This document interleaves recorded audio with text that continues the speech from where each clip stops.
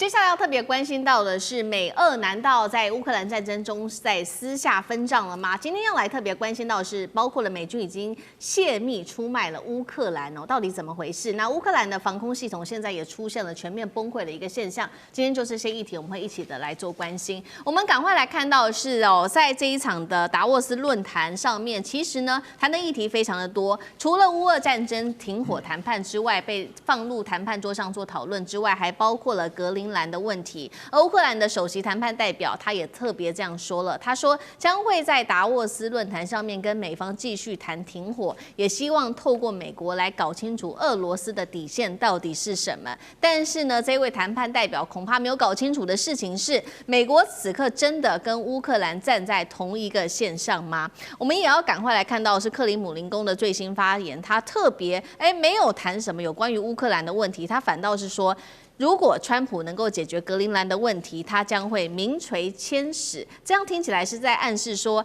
川普现在手上最重要的事情，好像目标不是这个乌俄战争，而是格陵兰吗？最致命的是，难道乌克兰现在是完全的不相信美方吗？因为最新消息传出来，乌克兰方面故意释放出假情报给美国，那么机密资讯确实最后就从美国身上流向了俄军，被俄军直接用在实战的打击上面。美乌曾经的盟友如此，现在可以看到彼此增加了防卫，到底怎么一回事？那么川普是不是其实已经跟俄罗斯谈好了，私下来解决重划欧洲的秩序呢？这是第一个问题，要请教大千委员。第二个问题，川普会不会放手让普丁打乌克兰，也让欧洲没有时间去管他最在意的格陵兰问题？委员怎么看？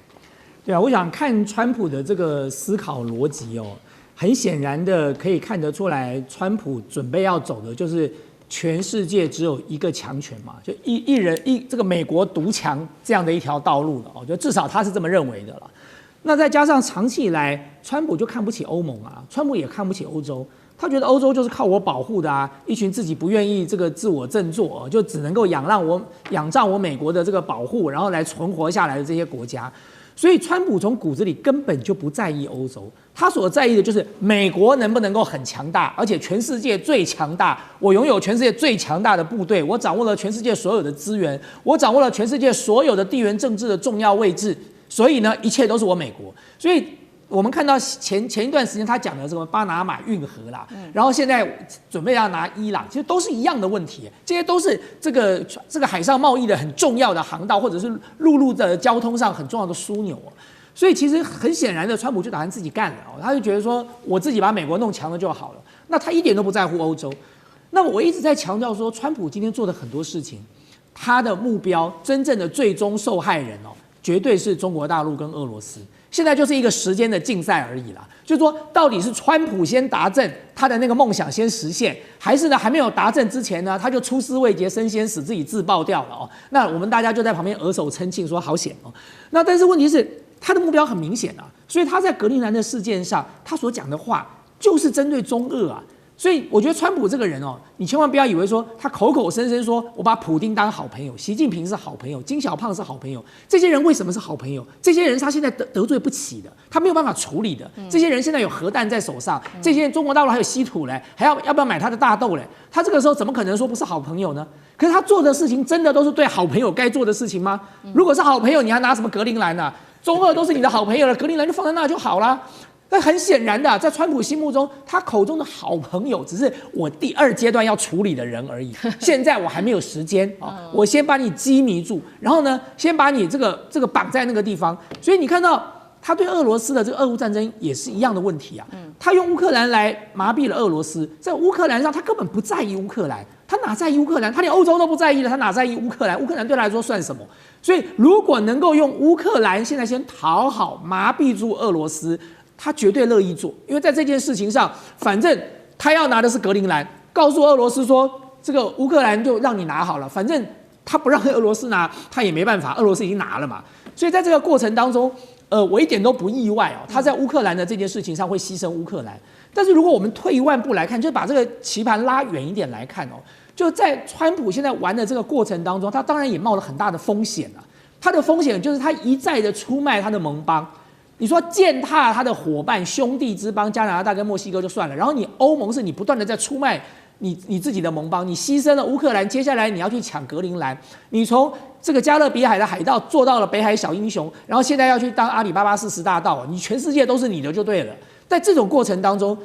我还是强调，欧洲这群人啊，虽然很没用啊，虽然长期以来就是美国这个权力面前的侏儒跟奴仆当惯了，可他们还是有觉醒的一天的。政治人物没有觉醒，民众还是会觉醒的。所以长远来讲哦，今天这条路，如果川普真的执意的这样走下去，他最后所牺牲掉的就是全世界对于美国当时所建立的世界秩序的信仰。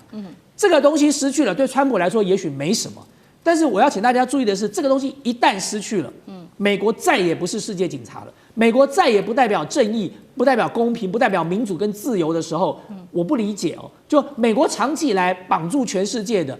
不只是军事力量，还有意识形态啊。当这个意识形态不存在的时候哦，那么美国所失去的绝对远远超过他现在所能够获得的了。对，所以也是为何现在可以看出来，这个乌克兰对于美国的不信任度也持续的增加，还故意给了美方假的情报。那我们也回到这个俄乌战场的最新的第一线哦，现在乌克兰的防空系统是不是要面临崩溃了呢？等一下请干哥来带我们看，因为呢，泽伦斯基他已经最新承认了说，光是一天要拦截俄军的攻击就烧掉了8000万欧元，那么要拦下一架俄军无人机，得出动2架的拦截无人机。而不幸的事情是，泽伦斯基自己也亲口承认了，现在只有美国的爱国者系统是有效的，但是全部掌握在美国人手中。反观俄罗斯方面，我们看到它在无人机方面的生产反而是量越来越大哦。现在日军的生产量已经达到了最多350架，目标它希望上看是每天可以达到1000架。那么原本呢，我们要特别关心到这款武器被欧洲视为是这个。欧洲版 NQ9 死神的这一架是德国 AI 无人机 HX2，在乌克兰前线却被沦为高价的玩具，因为它起飞成功率竟然只有25%，还被俄军的电子干扰直接断讯。那么乌军的防空系统现在怎么办呢？防空系统它希望能够全面转型，现在看起来是非常困难的。干哥怎么看？我只有叹气的份儿啊。德国 HX2 啊，你知道这个什么？这什么？这个外表长得跟那个什么全球鹰很像，就是从美国那个全球鹰啊 RQ4 啊，本来德国租了2架 RQ4， 租到最后跟美国不欢而散。他说你这东西太烂了，根本飞上天去连不到啊！就全球之鹰啊，本来是以前我们都这样看到那个无人机，我们都会流口水说哇，这个飞机这么大，这么漂亮。而且它能够环绕全球这样飞啊，后来发现这个大而无用，后来变成了 RQ9， 也就是现在我们所知道的死神啊，死神。那他认为说，哎，这个我们德国自己发展 HX2 嘛，对不对？一定德国工艺一定能够压过你们美国，结果不然啊，飞不起来。为什么？因为电脑连线的问题。我告诉各位，无人机的这个技术，目前在美国的实战经验里面，还是它是累积数据是最多的。但是现在你刚看到泽伦斯基，不是他讲的，是他这个手下第一带刀侍卫叫做舍尔斯基，也就是乌克兰武装部队总司令舍尔斯基所讲，他说现在一天要防空要花8000万欧元呐，8000万欧元是什么概念？就是30亿台币，一天要花掉30亿台币。而且那个30亿台币到底用在哪里，连你自己都搞不清楚。思敏，我现在终于了解了。台湾礼拜一宣布要买20万架无人机，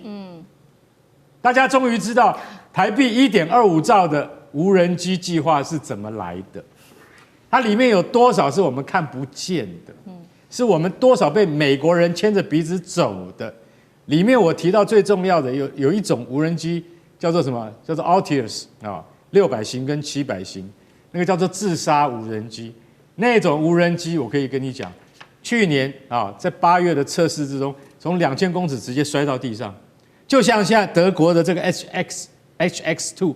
飞不上去、连不上线是一样的道理。大家就知道，无人机其实坦白讲一句，它在现代战争中，它占有的重要性非常高，因为它不用牺牲人命。但是它的故障率也很高，而且它也没有什么维修可言呐，报废就是报废了。所以它这打仗就是在打钱啊。对，你终于知道我们要花1.25兆，不知道在干嘛，还要1000艘无人艇，就有点像乌克兰现在这样的情况是一模一样。你每天要花8000万欧元，你到底在打什么？然后呢，舍尔斯基讲了一句话：我们现在只有爱国者才是真的有效的系统。爱国者一枚400万美金，等于1亿2千万台币，打你有几枚可以打？爱国者是最有效的，什么东西都拦得到。结果你用1亿2千万台币的爱国者飞弹去拦一个30万美金的无人机，这样像话吗？对，这就是乌克兰现在最重要的课题。他们现在已经没有廉价的东西可以用，所以说你要用那么贵的东西，你划算吗？再打下去，乌克兰整个国本都要打掉了。我觉得战争已经在一个临界点上，应该快结束了。是这场战争也是考验这个烧钱哦，谁烧的可以比较久，烧的比较多。那其实俄军在这一波最新的攻击中，我们又可以看到，它总共出动了300多架的无人机哦，这量又是非常的大。那还有弹道飞弹、巡弋飞弹等等，重创了基辅跟全乌，总共是7个地区都有的能源设施。重点是现在在这个乌克兰是非常非常冷的哦，现在是低温的-14度，基辅大量的住宅其实没有办法供暖，还包括了20万户的乌克兰人，他们在扎波罗热这边哦都没有电可以用。那 INF 在这个时候叫人民要靠吼叫来抗寒，怎么回事？苑老师，这个我先来分析一下哈。首先，这个泽伦斯基讲说乌克兰日产1000架无人机啊，乌克兰讲的这个泽伦斯基讲的话是不能够相信的啊。就是说刚刚干哥讲的分析的每一条，我觉得都是我们已经强调过多少次的。就乌克兰没钱要跟这个第二强国要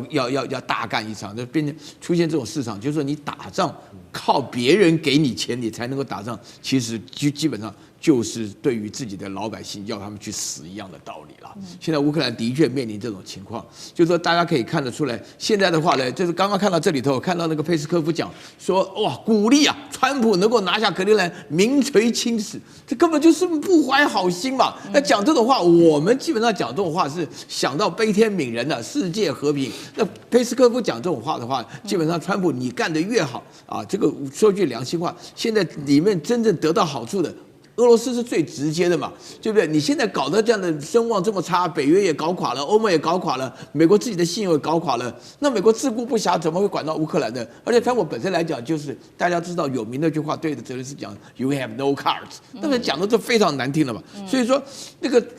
这个我今天呢，哈，就是昨天开始大喊，节气中的大喊。你这边讲说是这个整个这个摄氏零下40度之后到了乌克兰啊。不是14哦，应该是41哦，应该是零下41度啊！因为我曾经1月份到过哈尔滨啊，那就是零下35度啊，在那边的气候就是这个结构啊。你到了俄罗斯的话，很多是零下50度的，这个不是开玩笑的。这个为什么要强调？就是说是什么呢？因为大家知道烧暖气是很贵的。为什么我们都喜欢住热带国家？因为便宜嘛。你这烧暖气，就是你现在这种情况下，你把它烧得暖暖的话，大家都不知道住在台湾的好处啊。那现在的话呢，这种情况下，那你在个乌克兰的情况下的话呢，用大吼的，我不晓得这个消息哪来的，我完全无法理解。我在找的消息也找不到，就是你大喊了，我讲我不怕冷，对不对？那个就是撑个2秒钟可以，你他妈撑2天都死定了，你知道吗？变成冰棍了，对不对？所以说这个也是个非常想法。那另外的话呢，我会觉得说，整个我同意干哥讲的，这个今年底乌克兰真的是打不下去，就这面对一个非常大的金钱上的问题。你刚讲什么爱国者飞弹打，我跟你讲，无人机现在全世界最强的无人机在大陆的，大陆我一看无人机秀就是14000架，你这拿什么1000架、2000架的，对不对？你自己又没有办法对大陆进口，所以我们在台湾花那个买20万架根本就是开玩笑，我浪费钱。好，谢谢苑老师，那我们休息一下，马上回来。地缘政治，内中。